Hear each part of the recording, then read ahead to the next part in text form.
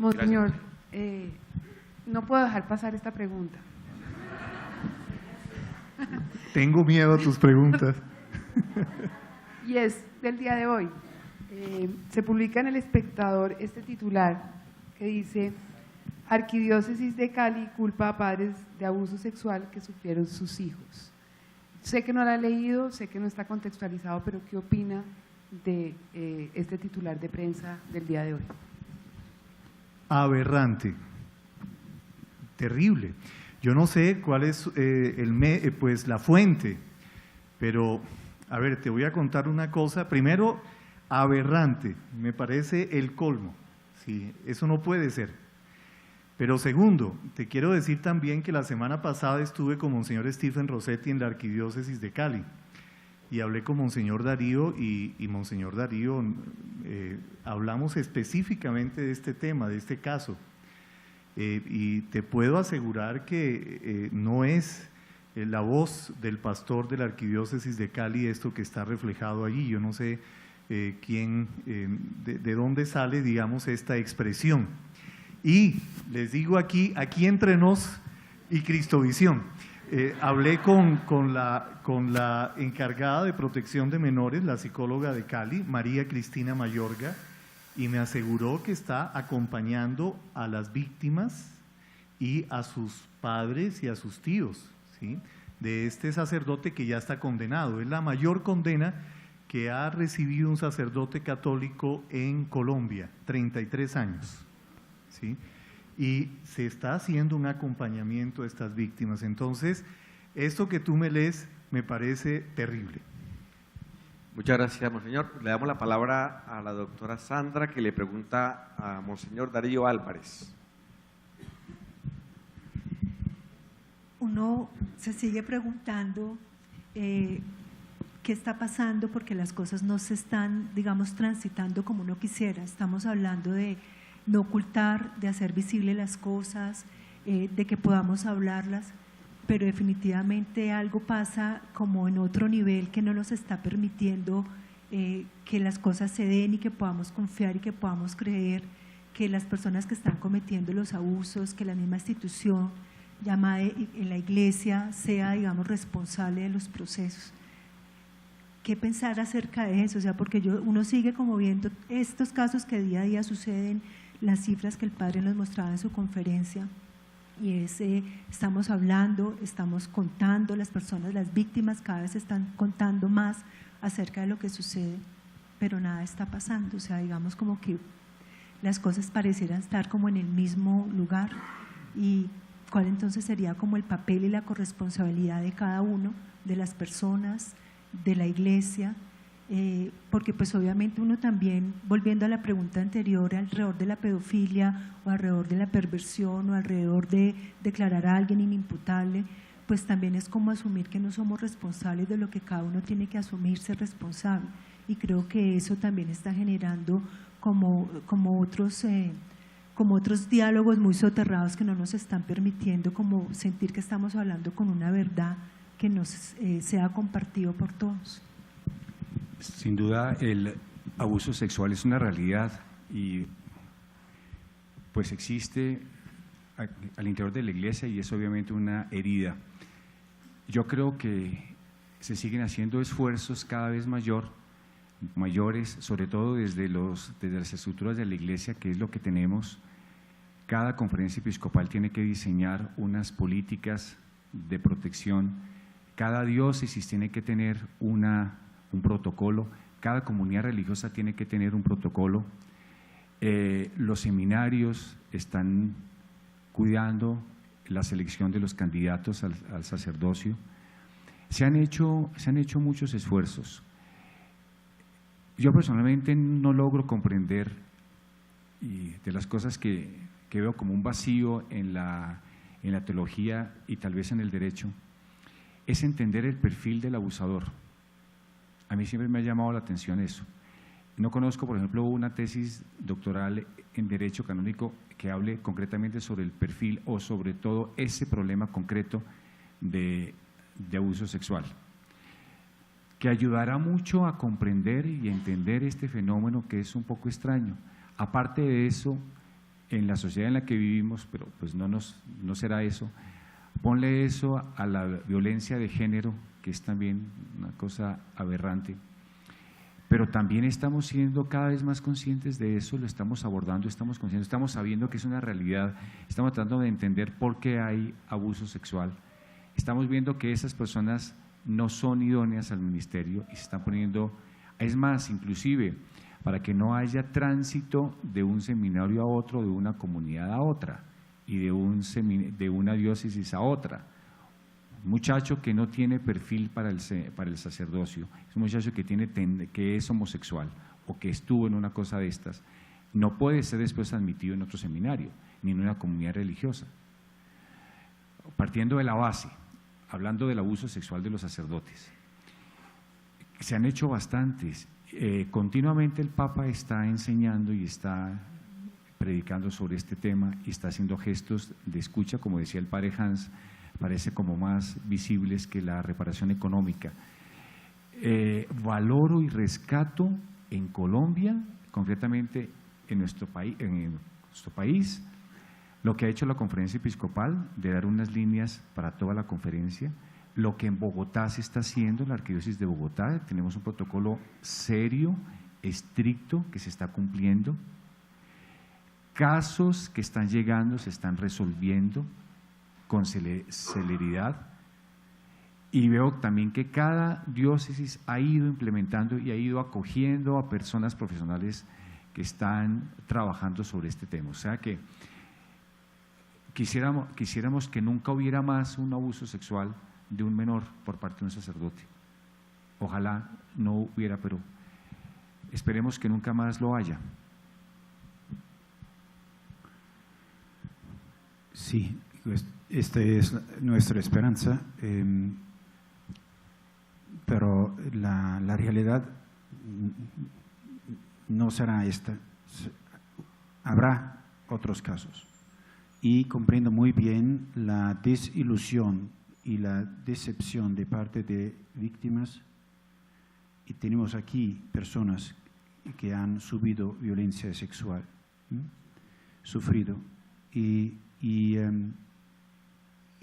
entiendo, comprendo muy bien que están disturbadas, que no logramos.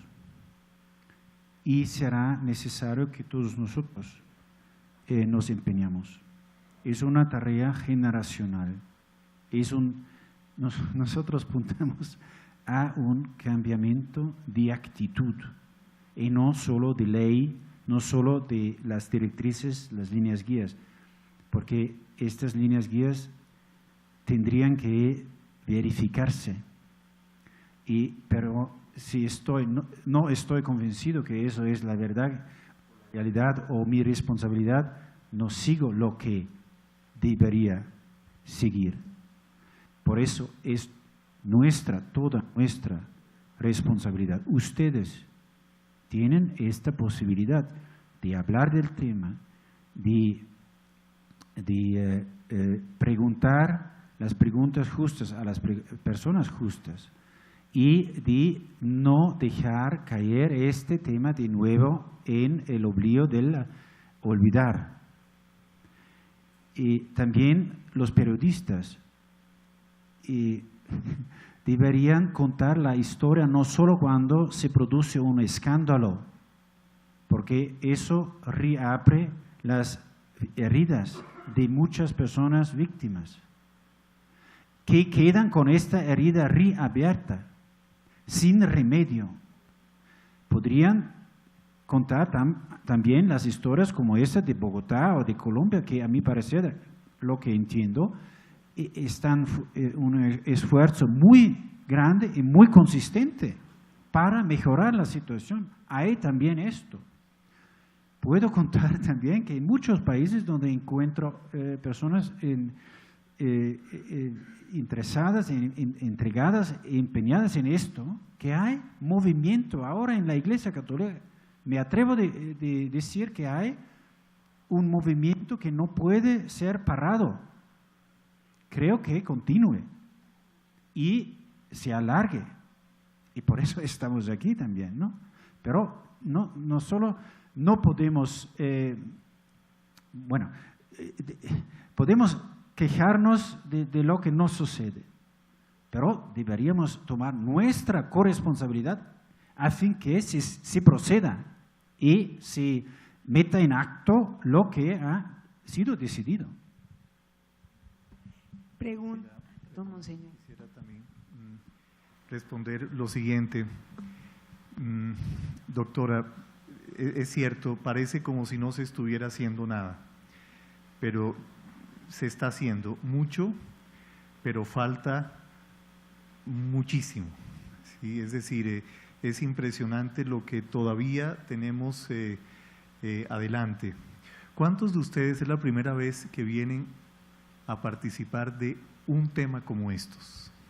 Levante la mano. Primera vez. Doctora, mire, primera vez. Primera vez que escuchan este tema. ¿Y cuántos de los que alzaron la mano son consagrados, consagradas?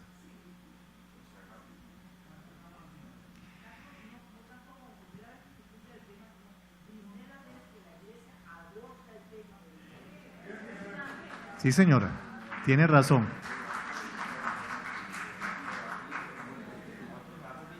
Tiene razón, tiene toda la razón.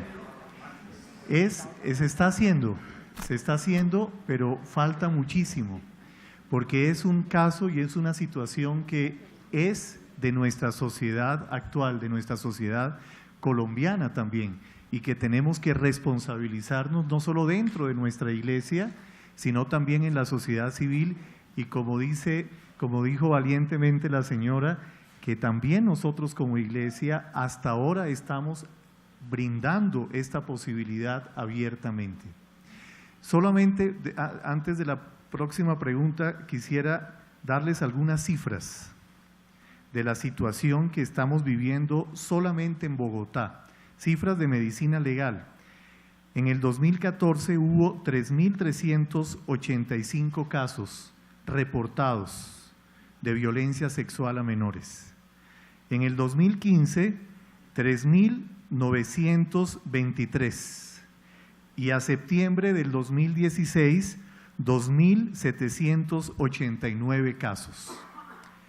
Vamos a las localidades. Kennedy, 429 casos reportados hasta septiembre del año pasado. Bosa, 357 casos. Suba, 261 casos. Y Ciudad Bolívar, 243 casos. Y termino con las cifras de Cali. En el 2015, 949 casos de abuso sexual. Y miren esta cifra escandalosa. ¿Cuántas niñas? El 84%. Porque Juliana no es la única.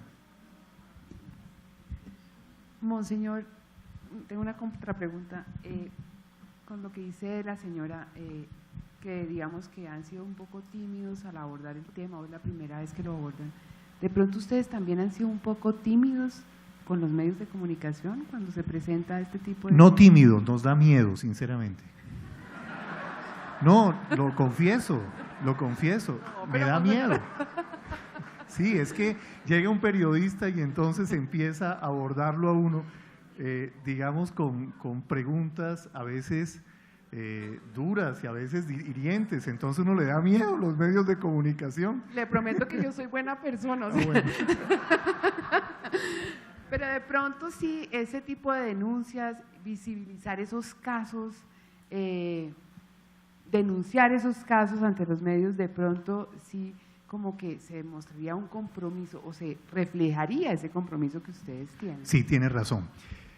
Monseñor Stephen Rossetti, el padre Hans Zollner, nos ha dicho, y yo se los comparto también a todos ustedes, que somos muy tímidos en mostrar las cosas que hacemos en la iglesia para el bien de los niños, niñas y adolescentes.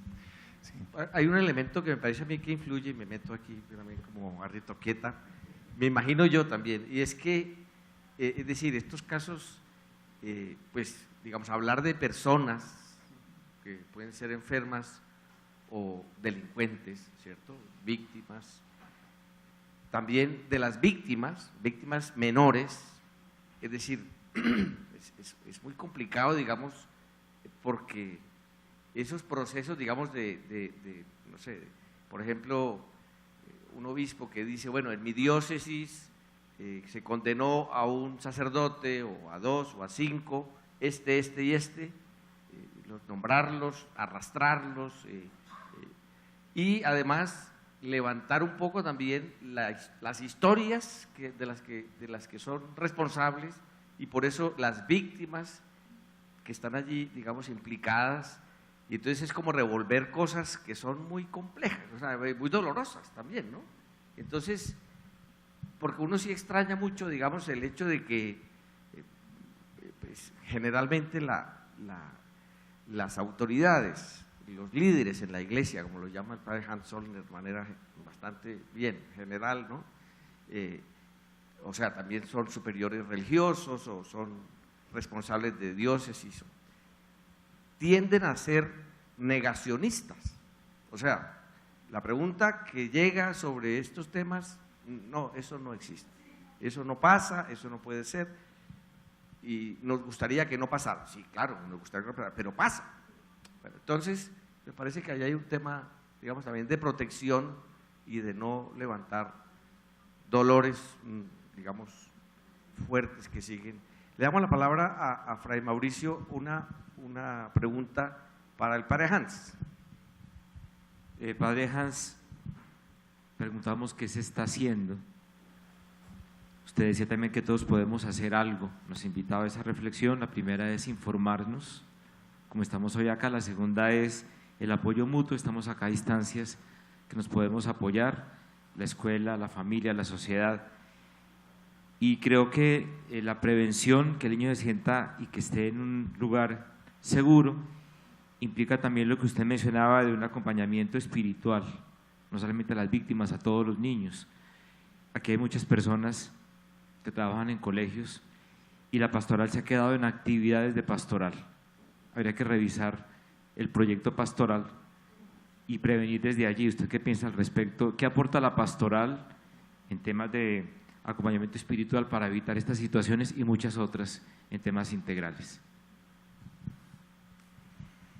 Bueno, con respecto a la atención a grupos particulares del pueblo de Dios, los niños, niñas, adolescentes, familias, bueno, creo que deberíamos hacer un discernimiento y una decisión, tomar una decisión con respecto a lo que consideramos prioridad. Hay muchas voces, hay muchas necesidades, hay muchos campos no atendidos bien, pero no somos Dios Padre que puede atender a todo. Deberíamos elegir, deberíamos hacer claro dónde está la prioridad. Y si escuchamos nuestro Señor, el Señor de la Iglesia, Marco 10, 34, otro, dejad que los niños vengan a mí, porque las personas como ellas pertenece el reino de Dios. O otro, en Marco 9,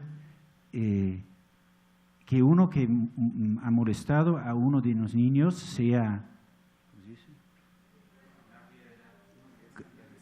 uno que ha escandalizado, sea caído en el mar, que no es mucho de misericordia, ¿no?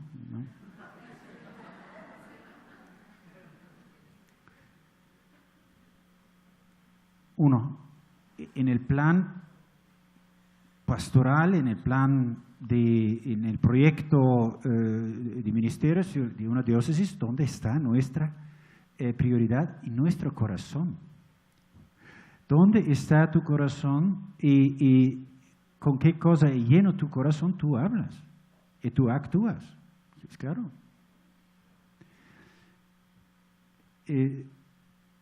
Todos nosotros tenemos en una cierta medida una posibilidad, un poder de influir las decisiones al respecto de las prioridades de nuestras instituciones. 2. Cada uno de nosotros en las instituciones que representamos o donde trabajamos podemos preguntar dónde está tu línea guía y qué cosa haces tú, institución o representante de la institución, para insertar las líneas guías en la vida real. Eso podemos trabajar todos nosotros. Podemos exigir esto y deberíamos ser personas molestas a nuestros superiores para exigir continuamente un mejoramiento en esto.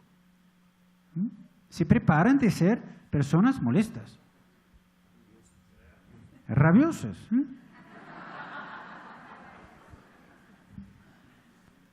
Pregunta el padre Orlando Escobar a Monseñor Darío Álvarez.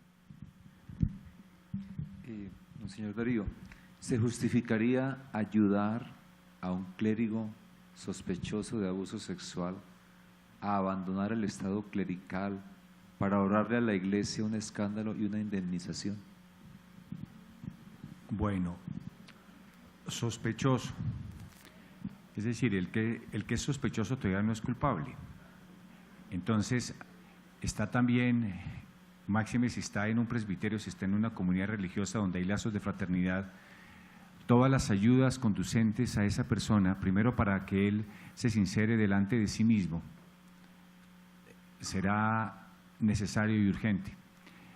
Cuando ya las cosas trascienden, de una vez la Congregación para la Doctrina de la Fe, cuando va a iniciar el proceso, y son casos, diríamos, donde hay mérito acusatorio, están sugiriendo de una vez, mira, pide la dispensa del celibato para que salgas. Esas personas no son tampoco capaces de contraer matrimonio, ni tienen tampoco el ideal de tener una vida sexual, heterosexual sana. Son personas, yo creo que después de un tiempo se van como llevando una vida difícil, pero mientras están en la comunidad religiosa, mientras están en el presbiterio, cuando son sospechosos, les asiste el derecho de defensa y el beneficio de la duda. Es que las acusaciones, y más en este país así a dedo, y si lo dice un medio de comunicación, bueno, tú no, Ritoqueta, que eres buena, tú no. Cuando lo van señalando y se va creando una conciencia de que este es así, de que este es así, que este es así, ya están señalados por los medios de comunicación, y entonces ¿a qué horas el pobre padre va a defenderse? Si al interior de la comunidad religiosa, esta persona, o al interior de un presbiterio, esa persona tiene indicios y hechos fundados de que tiene esa tendencia, tienen que todos ayudarle, no solamente en ese campo y no solamente en esa problemática, sino que en todas las problemáticas un sacerdote debe estar asistido y acompañado por su comunidad, aún en el clero diocesano, que parecería que cada uno se defiende solo. La noción de presbiterio no es así como se piensa, que cada cura diocesano responde por sí mismo. No sé si, padre, si eso le haya… Muchas gracias. Sí, sí. Vuelve a hacer la pregunta un momento. Padre Orlando, es que esa pregunta tiene un veneno. Sí, no eres la única. Bueno. Resultó el padre Orlando también como con veneno. ¿Se justificaría ayudar a un clérigo sospechoso de abuso sexual a abandonar el estado clerical? Bueno, ya agrego esto, para ahorrarle a la iglesia un escándalo y una indemnización. Exacto, el veneno es el ¿sí? Para ahorrar a la iglesia un escándalo y una indemnización. Sí. Ese es el problema y uno de los grandes imaginarios que siempre se ha tenido y que en el pasado muchas veces era la praxis. Hagamos este proceso para librarnos de un escándalo, para librarnos de una indemnización. No, hacemos este proceso seriamente porque estamos interesados en las víctimas, no porque queremos defendernos y defender la plática que tenemos. Falso. Y eso es gravísimo lo que aparece hoy en El Espectador, porque da la sensación finalmente de eso. O sea, la Iglesia no hace este esfuerzo y no estamos haciendo este esfuerzo para defendernos de, sino porque nuestra opción fundamental son las víctimas. Porque los niños y las niñas y los adolescentes son nuestra opción fundamental. Y por eso es que creamos ambientes seguros. No estamos aquí como para defendernos. Eso es terrible. Muchas gracias.